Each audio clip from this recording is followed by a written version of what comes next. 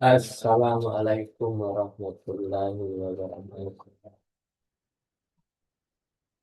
Innal hamdalillah nahmaduhu wa nasta'inuhu wa nastaghfiruh. Wa na'udzu billahi min shururi anfusina wa min Itu sayyiati dikatain 48. Emang dia tampilnya itu ma yahdihillahu fala mudilla lahu wa may yudlil fala hadiya lahu. La ilaha illallah wahdahu la syarika lahu wa asyhadu anna Muhammadan abduhu wa rasuluh. Allah Ta'ala Subhanahu wa ta'ala. A'udzu billahi minasy syaithanir rajim. Bismillahirrahmanirrahim. Ya ayyuhalladzina amanu Allaha wa tanzir nafsun ma qaddamat lighad. Wattaqullaha innallaha khabirun bima ta'malun. Barakallahu fiik. Allah Ta'ala Subhanahu wa ta'ala. أعوذ بالله من الشيطان الرجيم. بسم الله الرحمن الرحيم. ولن ترضى عنك اليهود ولا النصارى حتى تتبع ملتهم. قل إن هدى الله هو الهدى ولئن تبعت أهواءهم بعد الذي جاءك من العلم ما لك من الله من ولي ولا نصير.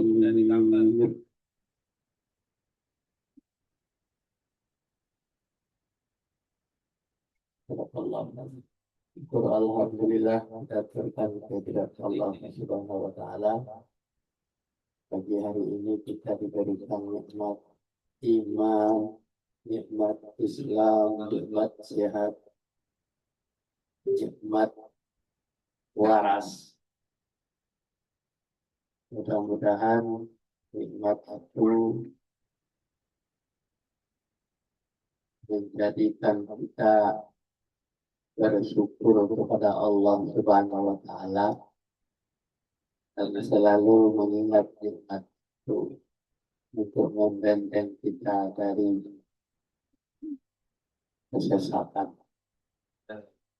membentengi kita dari kezaliman dan kebiadaban, dan meluruskan jalan kita kepada jalan yang diridai oleh Allah, yaitu Islam, agar kita tidak tersesat baik di dunia maupun di akhirat. Dan kepada Nabi besar Muhammad Sallallahu Alaihi Wasallam, dan tak lupa mengirimkan salawat dan salam kepada kita adalah umat, mudah-mudahan dipilih menjadi pewaris dari ajaran-ajaran yang dikembangkannya sejak yang menerima wahyu dari Allah dan dikembangkan melalui sahabat-sahabatnya dan orang-orang saleh berikut. Dan kita termasuk orang-orang yang dipilih oleh Allah untuk melestarikan ajaran yang ditinggalkan oleh Muhammad SAW. Kamu cuci tangan aja kan, jangan. Dan agar kita selalu mengingat ajaran-ajarannya, maka kita dengan rutinitas kita rencanakan setiap pagi nanti kalau udah terang dia lihat. Sabtu dan pagi Minggu. Mudah-mudahan kita akan diberikan oleh Allah Nah, perjuangan iman dan takwa kita dia agar kita menjadi orang-orang yang Islam. baca dulu. Nah, untuk selanjutnya mari kita Cam, baca. Nah, objek kayak apa? Palanya. ini akan membaca adalah Doktor Islam, mantan dosen Tontong Sahur, sekarang menjadi Tontong Sehat ya. Orang-orang Yahudi Orang-orang Yahudi dan Nasrani Nasrani tidak tidak akan akan senang senang kepada pada kamu kamu hingga hingga kamu kamu mengikuti di agama mereka. mereka Katakanlah, sesungguhnya petunjuk Allah itulah petunjuk yang benar, dan sesungguhnya dan jika kamu mengikuti kemauan mereka setelah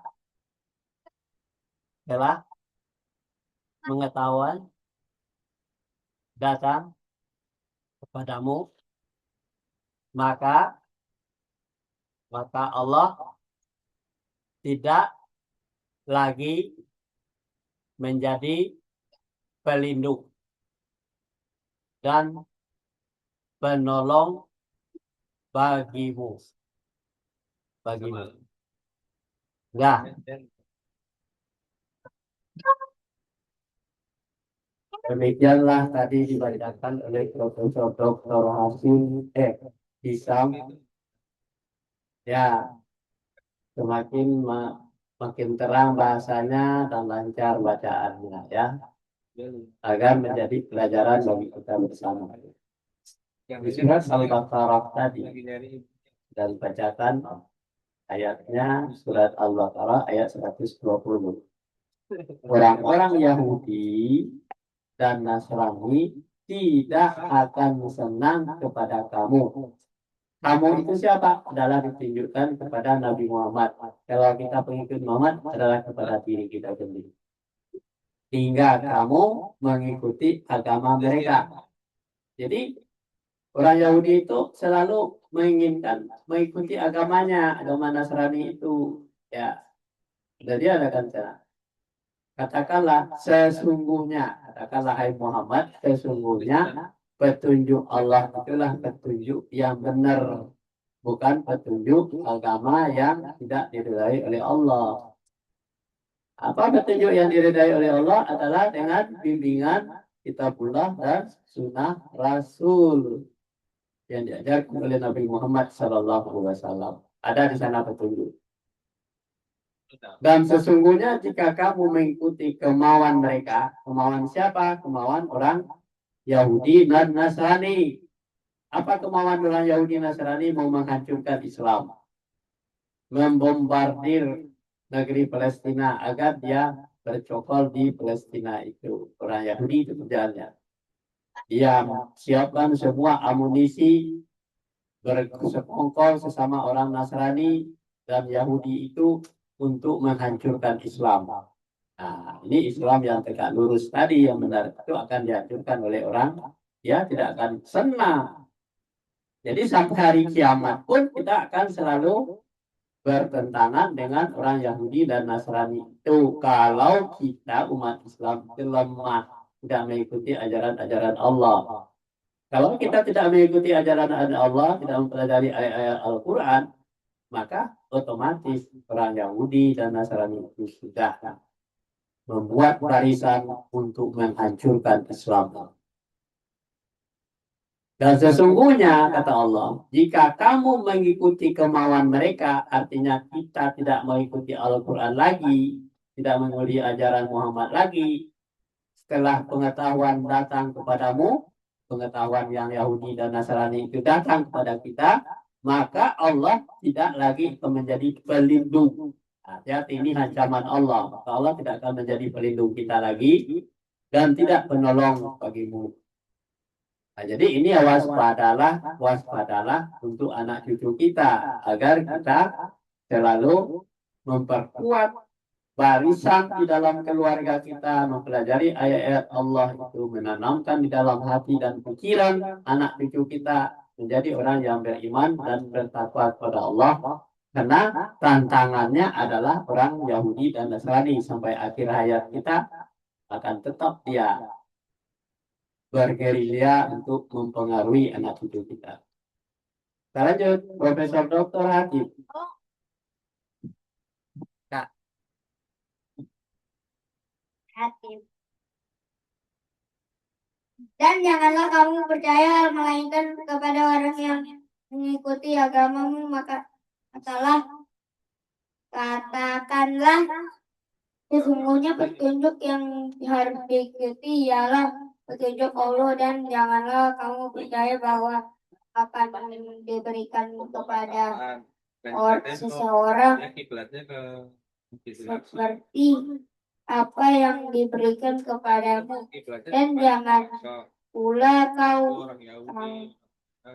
percaya bahwa mereka akan mengalahkanmu hujahmu di sisi Tuhanmu. Katakanlah sesungguhnya itu di tangannya Allah, dan memberikan karunia-Nya kepada siapa yang dihendaknya, dan Allah Maha Luas karunia-Nya lagi Maha Mengetahui. Ya. Inilah bacaan dari Profesor Dr. Hatim, baru saja diwisuda untuk tingkat doktor di Amalia. Mudah-mudahan dia akan naik ke tingkat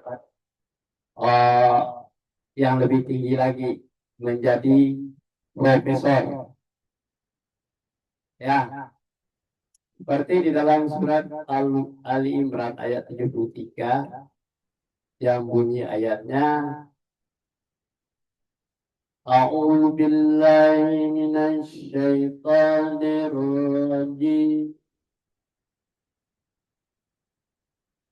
Bismillahirrahmanirrahim.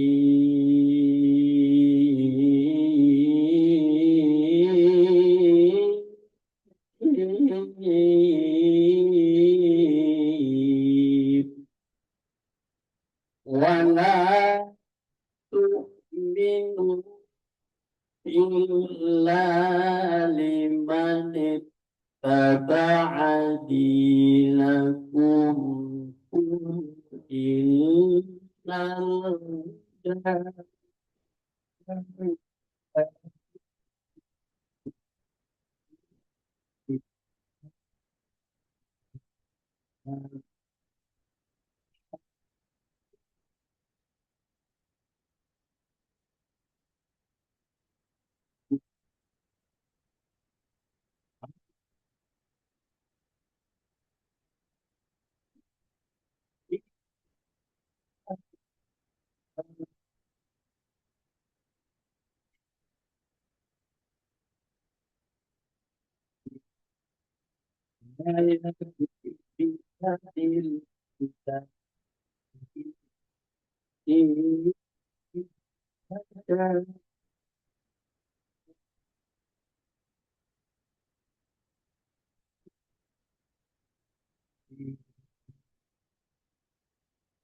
dan janganlah kamu itu adalah kita sendiri.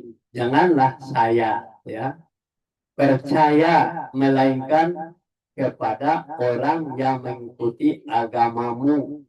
Katakanlah, sesungguhnya petunjuk yang harus diikuti ialah petunjuk Allah, bukan petunjuk siapa-siapa, tetapi petunjuk Allah yang harus diikuti. Jangan sampai kita berbelok, jangan kita bengkok, jangan kita menyimpang kemana-mana. Petunjuk Allah yang harus diikuti. Dan janganlah kamu percaya bahwa akan diberikan kepada seseorang seperti apa yang diberikan kepadamu. Tidak boleh percaya kepada orang-orang yang walaupun dengan ngibulnya banyak, seperti Jokowi, jangan percaya kepadanya. Dan janganlah pula kamu percaya bahwa mereka akan mengalahkan hujahmu. Jangan percaya juga, pasti dia akan kalah. Seperti dia memenjarakan, menjemput paksa Surai Suryo dan Dokter Tifa. Jangan percaya bahwa dia akan menang di sisi Tuhanmu.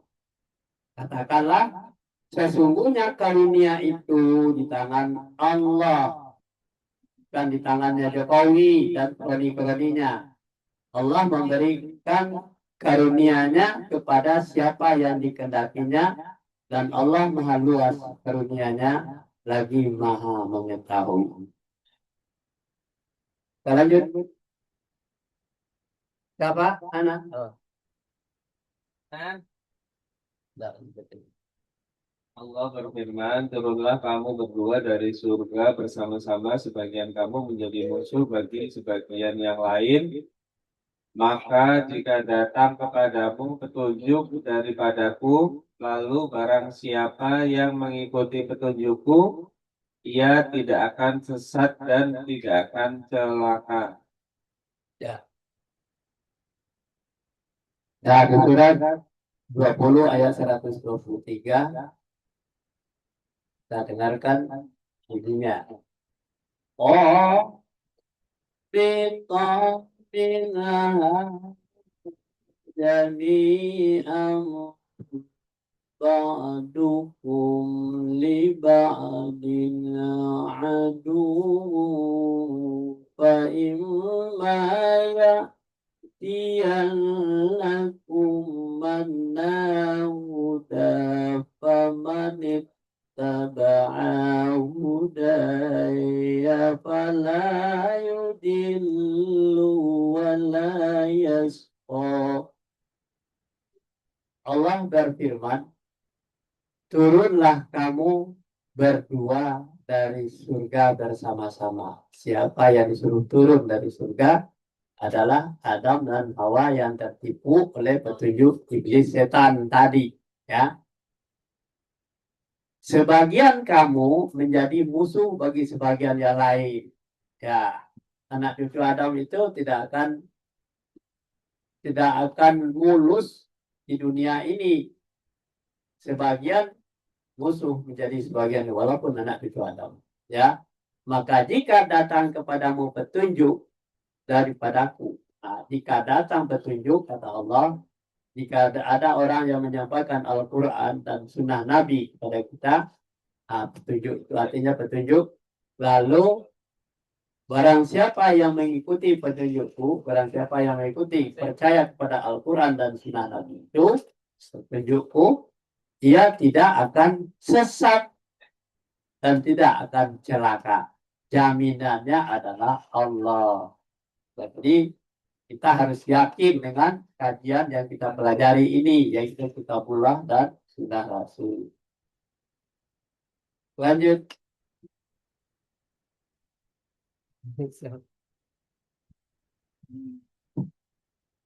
Panjang. Dalam bab 5 dari isi buku ini yaitu hajat manusia, telah disinggung bahwa fitrah manusia menghajati kebahagiaan, kesejahteraan, keselamatan di dunia, telah ditampung akhirat dan terhindar dari sisi neraka. Tapi karena tidak ada kesamaan dalam melakukannya itu, maka timbul pedoman cara pencapaiannya Dan hal-hal ini menimbulkan pula pertarungan, pertentangan, perkelahian, permusuhan, pertumpahan darah, dan perkelahian. Segala manusia di dunia ini memperhatikan kebahagiaan, kesejahteraan, dan kesenangan itu dunia semakin tidak perlu baginya yang demikian itu dikobar. Nah, baginya tidak ada kampung itu.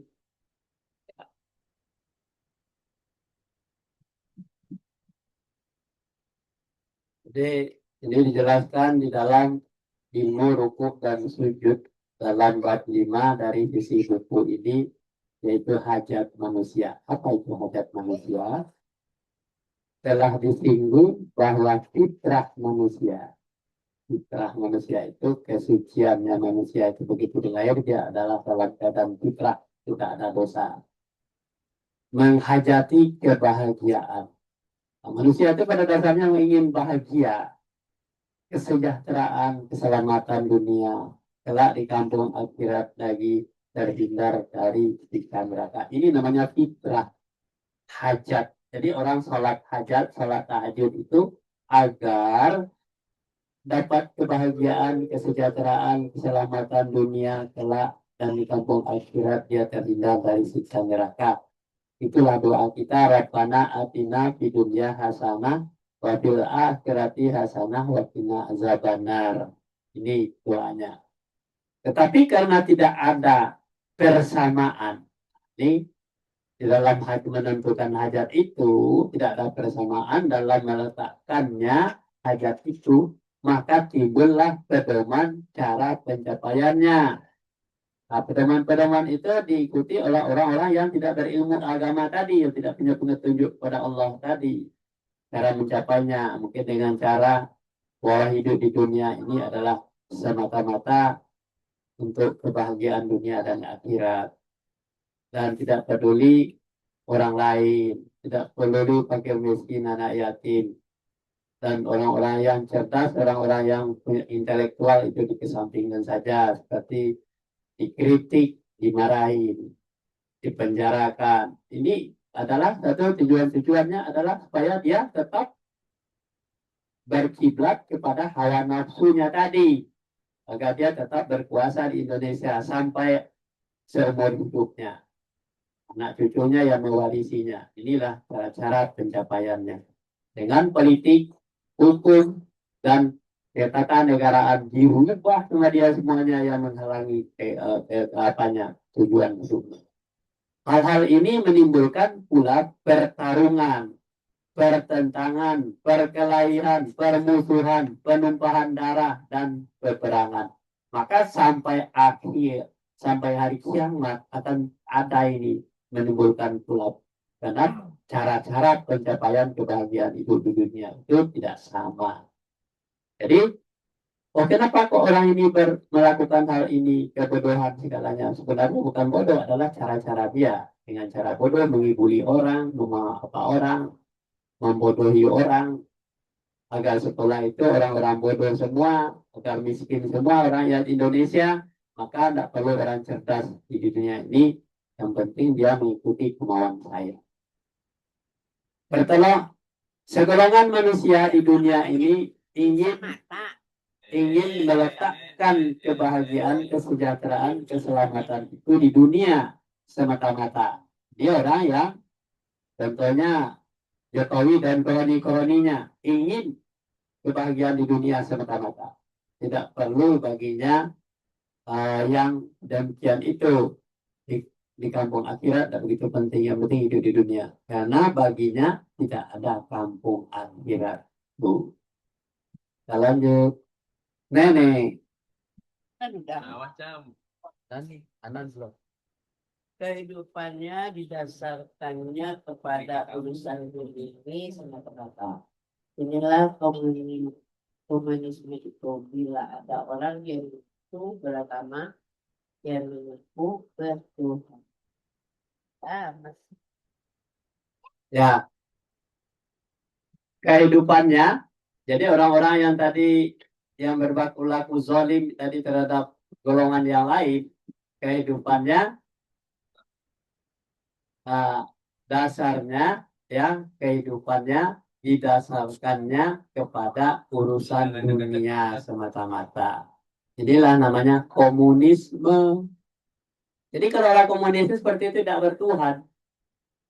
Jadi tidak ada aturan Tuhan, tidak ada petunjuk, itu tidak ada bagi orang komunis. Al-Quran itu perlu dibakar. Kenapa? Akan menghalangi, menghambat keinginan mereka. Sebab dia hanya menginginkan hidup di dunia saja. Ya. Nah, orang yang mengaku beragama, yang mengaku bertuhan, itu namanya hanya mengaku beragama dan bertuhan saja, tetapi jiwanya jiwa komunis, anti Tuhan. Dan lanjut, Anan. Nah. Oh, si Anan bilang kaya dia aja deh. Nan. Nah, Anan.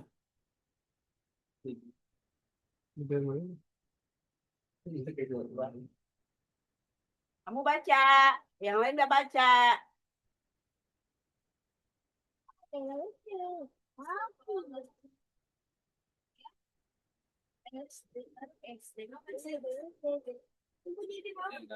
Kata ibu kamu lah, mau mandi jam 6.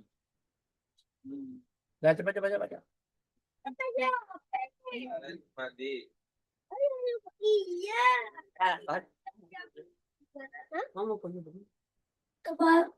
Tetapi perhatian dan kegiatannya hanya semata-mata kepentingan dunia. Soal remeh Apa? Sedangkan bukanlah orang beragama atau bertuhan seperti ini. Berjiwakan komunis. Mungkinkah komunisme ini dapat diatasi oleh orang yang bukan komunis tapi berjiwa komunis? Ya. jujur lagi. Ya. Tetapi perhatian yang kegiatannya hanya semata-mata kepentingan dunia. Jadi orang yang memikirkan kepentingan dunia itu seperti itu. Sedangkan urusan akhirat itu soal nanti atau soal remeh-temeh baginya. Jadi akhirat diabaikannya, dunia saja yang dikejar. Apakah di dunia itu mau merampok, menyolong, korupsi, yang penting dia bersenang-senang saja dulu. Kerjasama dengan orang-orang Yahudi dan Nasrani itu dulu.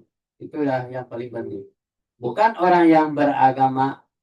Bukankah orang yang beragama atau orang yang bertuhan seperti ini berjiwakan komunis? Mungkin komunisme itu dapat diatasi oleh orang-orang yang bukan komunis, tetapi berjiwa komunis.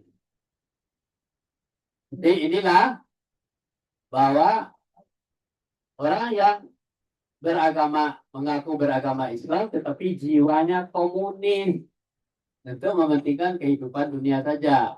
Di Islam hanya sebagai simbol, pergi naik haji sebagai simbol, naik haji dengan harta korupsi, membodohi orang, menghambat orang, menghalang-halangi orang untuk menaik haji dan sudah mendaftar lama, kemudian bulog menjadi yang baru. Yang lama tetap dibelakangkan, menjadi remeh-temeh itu. Kalau masalah aturan itu yang lama itu dia mendaftar. Apa? Kita lanjut. Nah, tuh. Oh, Titik. shit. Ada, ayahnya mana nih ketiduran? Ya. Hei,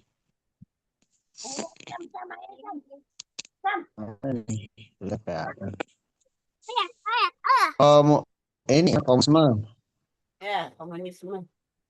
komunisme yang dimaksud di sini dalam mereka yang tidak bertuhan dan baginya kehidupan hanya semata kepada kebenaran semata-mata. Segolongan manusia lagi ingin melakukan hajatnya itu di dunia, tetapi untuk kamu akhirat. Golongan manusia ingin meletakkan hajatnya di dunia akhirat terhindar dari azab neraka. Ada ya juga golongan besar yang berlomba-lomba Ya enggak begitu ah. ngekos. Kakinya yang jalanin. Dan Ya. Lalu hilang dia nih. Hilang. Habis. Oh, nah, udah. Ya, Halo, bentar. Yang terakhir belum. Mana tadi? Si bangun, udah bangun belum? Udah bangun belum? jelas. Hilang lagi. Hilang deh. Nah, ya udah. Namanya kagak deh. Jadi komunisme yang dimaksud di sini adalah mereka yang tidak bertuhan. Jadi komunis itu orang yang tidak bertuhan dan baginya kehidupan hanya di dunia sama semata-mata berdasarkan kepada kebendaan semata-mata. Dia utuhannya adalah nafsu dan materi.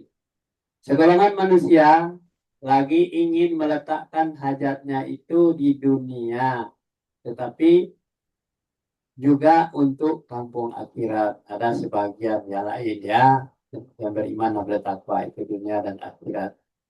Segolongan manusia yang ingin meletakkan hajatnya itu di dunia, kampung akhirat, serta terhindar dari azab neraka. Inilah namanya Islam diridai oleh Allah. Ada juga golongan yang besar berlomba-lomba di dunia mewujudkan hajatnya dengan tempat yang berbeda-beda. Itu makanya kekacauan itu terjadi, pertumpahan darah, pertarungan, persaingan itu terjadi di dunia karena mereka itu berlomba-lomba di dunia untuk mewujudkan hajat mereka di tempat yang berbeda-beda. Sampai di sini dulu kajian kita pagi hari ini. Mudah-mudahan kita mendapatkan hidayah dan petunjuk dari Allah Subhanahu wa taala. Wabillahi taufiq wal hidayah. Assalamualaikum warahmatullahi wabarakatuh. Waalaikumsalam. Jam lewat kabul ke bawah. Lama.